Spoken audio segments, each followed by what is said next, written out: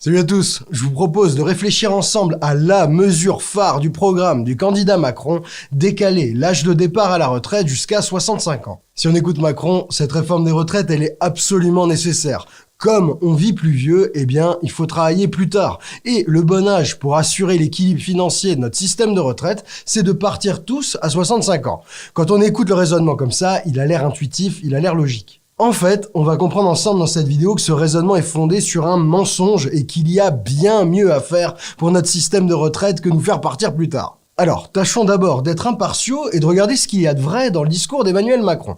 Alors, c'est vrai qu'à cause de la hausse de l'espérance de vie, notre pays, d'ici 50 ans, il va compter 10 millions de retraités en plus. Et c'est vrai que pour payer toutes ces retraites, le nombre de cotisants, ceux qui payent, il ne suit pas. Du coup, pour chaque retraité, le nombre de personnes qui travaillent et qui donc financent ces retraites va baisser. Voilà pourquoi Macron propose de décaler l'âge légal de départ à la retraite de 62 ans aujourd'hui jusqu'à 65 ans bientôt. Vous voyez que le rythme d'augmentation peut être assez rapide, ce qui va faire bien sûr des économies pour notre système de retraite. Mais il y a quand même un souci. Le souci, c'est que quand on regarde ce que dit le Conseil d'orientation des retraites qui fait autorité, ce qu'on remarque, c'est que la réforme de Macron, elle va beaucoup trop loin. Le Conseil d'orientation des retraites, ou COR, c'est un organisme spécialement chargé d'analyser et d'anticiper tout ce qui se passe avec nos retraites. Il regroupe plein de gens compétents d'horizons différents. Il y a des parlementaires, des partenaires sociaux, des statisticiens, des chercheurs, des hauts fonctionnaires. D'après le COR, si vous voulez absolument aucun déficit,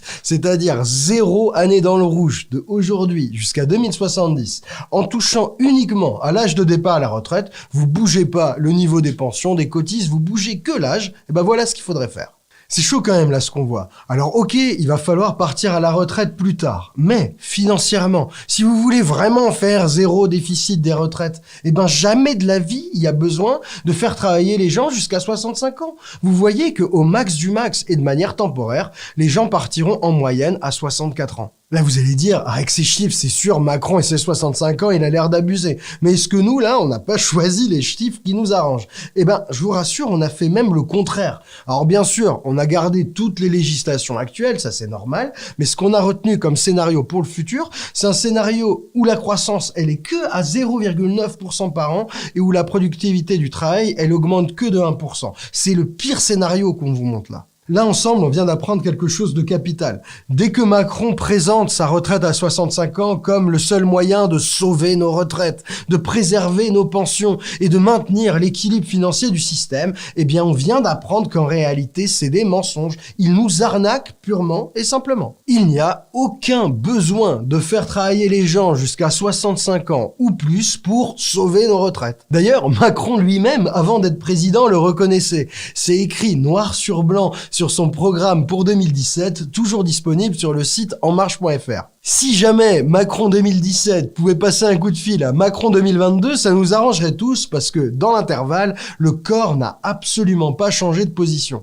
L'enjeu aujourd'hui n'est donc plus de repousser l'âge de la retraite ou d'augmenter la durée de cotisation. En vérité, quand Macron 2022 nous dit qu'il faut absolument qu'on bosse jusqu'à 65 ans ou plus pour sauver les retraites, il ment pour dissimuler son véritable projet. Le projet de Macron, c'est de l'austérité toute bête. C'est de faire des économies sur le dos des retraités, de baisser les dépenses publiques en forçant les gens à travailler toujours plus tard. Combien est-ce qu'il va gratter d'argent ?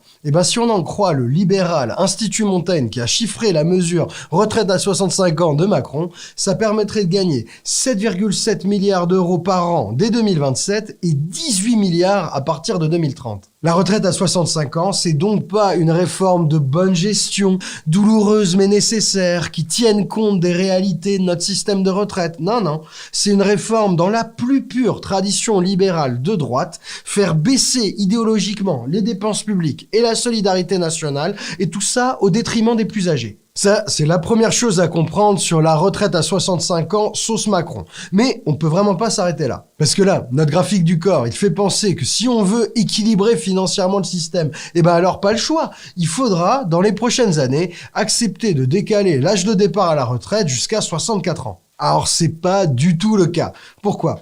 Parce qu'aujourd'hui, l'âge légal de départ à la retraite, il est à 62 ans. Avant l'âge légal, tu ne peux pas partir à la retraite, mais à partir de 62 ans, tout le monde peut partir à la retraite. Mais attention, à 62 ans, tout le monde n'est pas certain de toucher une pension, une retraite complète. Pourquoi? Parce que pour toucher ta retraite pleine et entière, il faut, depuis la réforme Marisol Touraine en 2014 sous François Hollande, il faut avoir cotisé 43 ans. 62 ans d'âge légal moins 43 ans de cotisation, ça fait 19 ans. Et il y a plein de gens qui n'avaient pas commencé à travailler à 19 ans. Il y a plein de gens qui ont eu des trous dans leur carrière, des périodes au RSA. Tous ces gens-là, s'ils veulent toucher une retraite pleine et entière, sans décote, ils vont devoir arriver jusqu'aux 43 ans de cotisation et donc travailler plus tard que les 62 ans d'âge légal. De fait, de tous ces trous dans les carrières et de l'augmentation progressive de la durée des études, l'âge réel de départ à la retraite, il est déjà aujourd'hui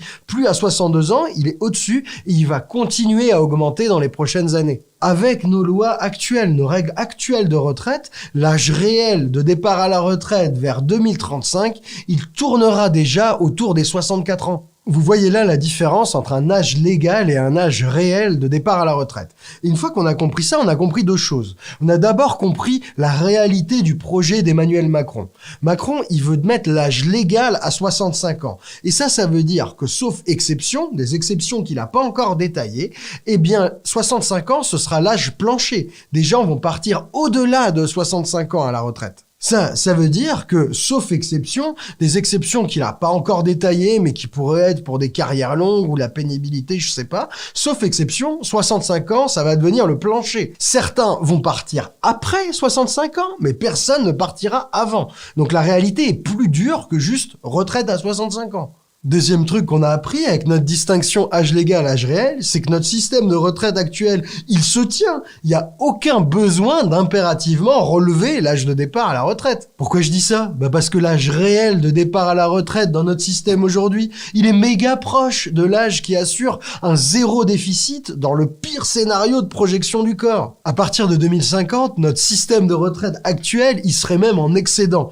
Il n'y a que durant les 20 premières années que notre système de retraite serait en léger déficit. On dit léger parce qu'on a calculé le déficit maximum la pire année, il serait autour de 5 milliards d'euros. Ces quelques milliards d'euros de déficit qu'on retrouve dans le pire scénario de projection du corps, ils ne posent aucun problème. Nos caisses de retraite aujourd'hui, elles dorment sur 89 milliards d'euros de réserves. Ces réserves, elles ont été constituées quand le nombre de retraités était inférieur et elles servent précisément à combler ces petits déficits temporaires. Tout ça, on l'expliquait déjà dans notre vidéo sur le faux problème de financement des retraites. On a largement de quoi assurer l'équilibre financier du système. Il n'y a pas besoin de changer les règles. On comprend donc pourquoi le corps, notre gendarme des retraites, affirme sans détour: les dépenses de retraite à législation constante sont amenées à décroître en termes de pourcentage de PIB et sont donc maîtrisées. Bon, tout ça n'arrange pas les affaires de Macron et de sa retraite à 65 ans. On pourrait, sans aucun problème financier, rester dans notre système actuel, 62 ans d'âge légal et 43 ans de cotise. Ce système permet à celles et ceux qui ont commencé à taffer tôt de partir dès 62 ans, même si, et ça c'est vrai, avec l'allongement de la durée des études, de plus en plus de gens vont partir à 64 ans. Et là, vous allez me dire, est-ce qu'on est obligé de se satisfaire de notre système de retraite actuel où les gens vont partir de plus en plus tard et taffer jusqu'à bientôt 64 ans? Excellente question qui se pose pour plusieurs raisons, notamment de justice. On pense d'abord à une statistique que vous avez sûrement déjà vu passer. À 62 ans, l'âge légal actuel de départ à la retraite, un homme pauvre sur 4 est déjà mort. Bon là, petit moment bisous biceps, parce que cette statistique, elle a été reprise par tout un tas de candidats à cette présidentielle, mais c'est nous qui l'avions exhumée début 2020 à partir d'un obscur tableau de l'INSEE. Ça fait plaisir d'avoir pu, grâce à ce chiffre choc, mettre le coup de projecteur sur une des pires injustices de notre pays, l'inégalité d'espérance de vie entre riches et pauvres. Ce chiffre terrible, il nous montre que les plus pauvres, ils meurent avant de pouvoir partir à la retraite. C'est vrai à l'âge légal de 62 ans, mais c'est encore plus vrai à l'âge réel. Pourquoi je dis ça? Parce que même aujourd'hui, ce sont les plus pauvres qui partent le plus tard à la retraite. Aujourd'hui, ils partent souvent après 63 ans, mais si on les imagine partir à 64, 65 ans ou plus, ils seraient 1 sur 3 à être déjà morts. Non mais là, prenez le temps de réfléchir à cette injustice, hein. Imaginez, un homme pauvre sur 3 aurait travaillé toute sa vie, cotisé toute sa vie pour payer la retraite d'hommes bien plus riches que lui. Rien qu'imaginer ça, ça rend insupportable, en tout cas d'après nous, ça rend complètement dégueulasse l'idée d'une retraite à 65 ans ou plus pour toute la population. Autre argument de vouloir partir avant les 64 ans qui nous arriveront bientôt, le travail, la vie, ça use, hein. Après 55 ans, plus d'un quart des gens souffrent de limitations quotidiennes d'activité. Reculer l'âge de départ à la retraite, c'est forcer ces gens-là à s'user encore davantage au travail ou à survivre avec le RSA ou d'autres allocations de misère. Pour toutes ces raisons-là, ça pourrait être intéressant de permettre aux gens, et particulièrement aux plus pauvres et aux cassés, de partir à la retraite bien avant 64 ans, avec une pension décente, même s'ils n'ont pas eu la chance de travailler les 43 années de cotisation réglementaire. Si, pour toutes ces bonnes raisons de justice, vous voulez faire cette réforme juste des retraites, il y a que 2 solutions.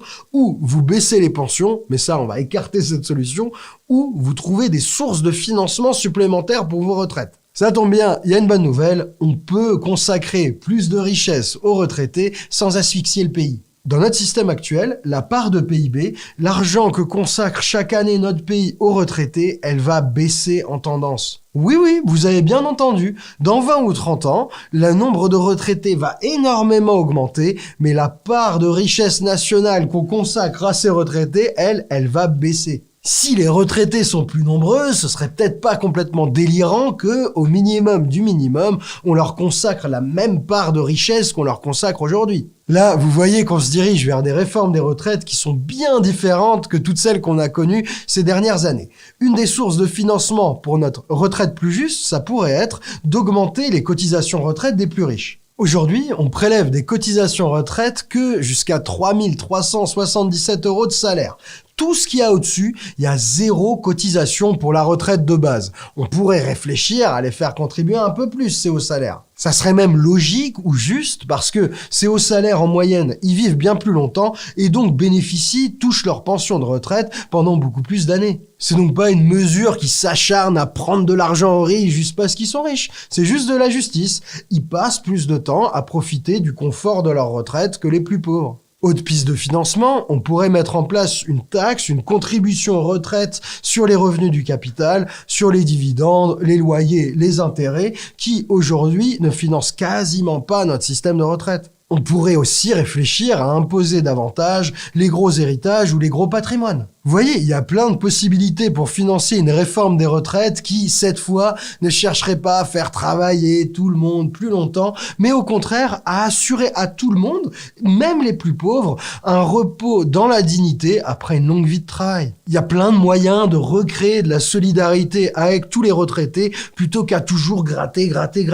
Alors bien sûr, comme on vous l'a dit plus haut, si vous voulez une meilleure retraite, va falloir augmenter certains impôts. Il y a donc un équilibre à trouver. Cet équilibre, c'est pas à nous de le donner. Il y a d'ailleurs plein de candidats à cette présidentielle qui ont des projets de retraite bien différents. On vous invite à les regarder, à les comparer et à faire votre choix. Nous, en tout cas, on était très contents d'expliquer le plus clairement possible cette mesure phare du programme d'Emmanuel Macron. Maintenant, vous connaissez les trucs vrais, les mensonges, le tout avec des sources en béton armé. Vous pourrez toutes et tous vous faire un avis éclairé. On a aussi voulu faire sentir qu'une autre retraite était possible, sans bien sûr rien trancher entre les différents programmes des différents candidats. Ce sera à vous de décider. Je vous invite à vous abonner à la chaîne et à cliquer sur la cloche et activer les notifications. Avec les élections, il y a plein de vidéos qui arrivent, ce serait dommage de les louper. Et puis, on compte vraiment sur vous pour diffuser et partager au maximum cette vidéo. Ça va sonner l'alerte sur la dangerosité et l'inutilité de ce que propose Macron. Et puis, ça lèvera le voile sur le mensonge que Macron n'arrête pas de nous jouer de la réforme nécessaire. On compte vraiment sur vous pour la diffuser. Et si vous voulez comprendre plus en profondeur notre système des retraites, il y a une vidéo parfaite là-dessus sur notre site Osons Comprendre. N'hésitez pas à nous y rejoindre. Là, la période de la présidentielle, des législatives, c'est un moment idéal parce que sur le site, il y a des dizaines de sujets hyper pertinents. Le climat, l'énergie, l'économie, l'hôpital, notre dépendance au pétrole et au gaz. C'est le moment ou jamais d'apprendre plein de choses et de vous faire un avis éclairé avant toutes ces élections. Tout ça, c'est sur Osons Comprendre. Voilà, moi je vous fais de gros bisous, c'était un plaisir, je vous dis à très vite et je compte vraiment sur vous pour diffuser cette vidéo au maximum. Prenez soin de vous. Ciao les amis.